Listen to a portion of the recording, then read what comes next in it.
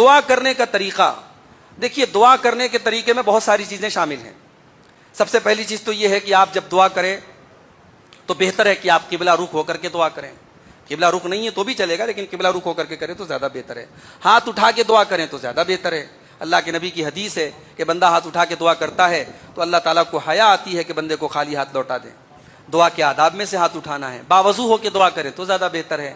دعا کے پہلے اللہ کی تعریف کریں، اللہ کے نبی پر درود بھیجیں، اس کے بعد دعا کریں. یہ دعا کے آداب میں سے ہے. اللہ تعالیٰ کے ناموں کا وسیلہ لگا کے دعا کریں. مثال کے طور پر اگر آپ کو اللہ تعالیٰ سے روزی مانگنا ہے، اے اللہ تو رزاق ہے، سب کو روزی دیتا ہے، مجھ کو بھی روزی دے دے. اے اللہ تو وہاب ہے، سب کو تو نے نعمتیں دی ہے، اللہ مجھے ایک نیک بیٹا دے دے. اے اللہ تو مالک ہے، مالک الملک ہے، اے اللہ مجھے کوئی بڑی ذمہ داری. اس طریقے سے آپ جو دعا مانگنا چاہتے ہیں اس کے مناسب آپ اللہ تعالیٰ کے نام اور اس کی صفت کو وسیلہ لگا کے آپ دعا کر سکتے ہیں. یہ دعا کے آداب میں سے ہے. البتہ دعا میں کسی شخصیت کا وسیلہ نہیں لگا سکتے. نبی کے صدقے دعا قبول کر لے، ولیوں کے صدقے دعا قبول کر لے، یہ صحیح نہیں ہے. ہاں کوئی زندہ انسان ہے اس سے دعا کرا سکتے ہیں آپ.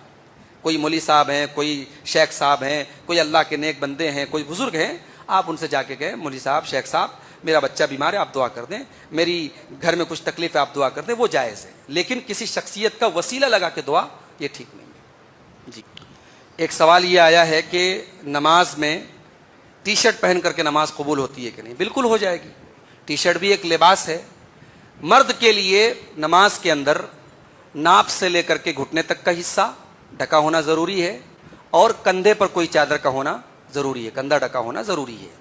لیکن اب اس کا مطلب یہ نہیں کہ صاحب آپ بنیان پہن کے چلے آئے. نماز ایک ہوتا ہے کہ ہو جاتی ہے، اور ایک یہ ہوتا ہے کہ نماز کی جو بہترین صورت ہے، اللہ تعالیٰ نے قرآن میں فرمایا کہ خذو یا بنی آدم خذو زینتکم عند کل مسجد، اے آدم کی اولاد مسجد میں نماز میں اپنی زینت کو اختیار کر لو. تو جو ہمارا ایک زینت والا لباس ہے، جو ایک یعنی کامن ڈریس ہے، وہ ہم استعمال کریں.